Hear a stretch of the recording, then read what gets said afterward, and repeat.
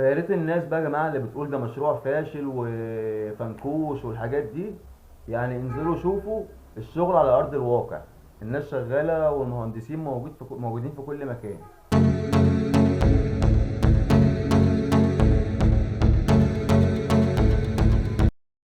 السلام عليكم، ازيكم عاملين ايه؟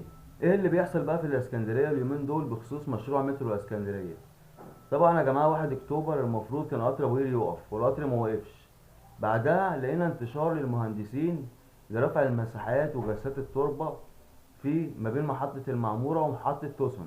وكمان ظهروا يا جماعه في المنتزه وفي العصافره رفع المساحات وجسات التربه وكده. وطبعا زي ما حضراتكم عارفين اللي فيه محلات ومباني هيتم ازالتها على حرم السكه الحديد و13 مسجد. فكل دي حاجات يا جماعه هيتم ازالتها. فالناس شغاله حاليا دلوقتي، وانا بتابع لحضراتكم كل جديد. فخلينا نشوف برضو الايام القادمه ايه اللي هيحصل.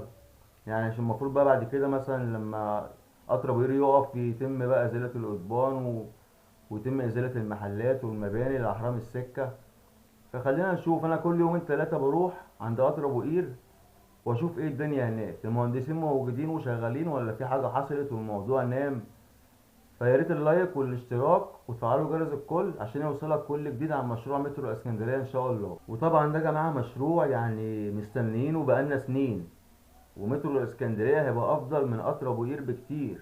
يعني حضراتكم بتشوفوا المناظر اللي احنا بنشوفها طول مسار خط قطار ابو قير يا جماعه، اذا كان من تسول بقى ولا مؤاخذه في الكلمه زباله على الطريق وحسينه وبلطجه فالمترو هيبقى انضف وامان ان شاء الله، هيبقى فيه نظام.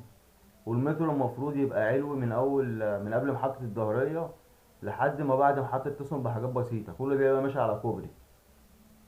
فهنشوف برضو لو حصل تغيير ان شاء الله يعني في المسار او في الخريطة برضك معاكم، وبقول لحضراتكم على كل جديد، وربنا يقدم اللي فيه الخير.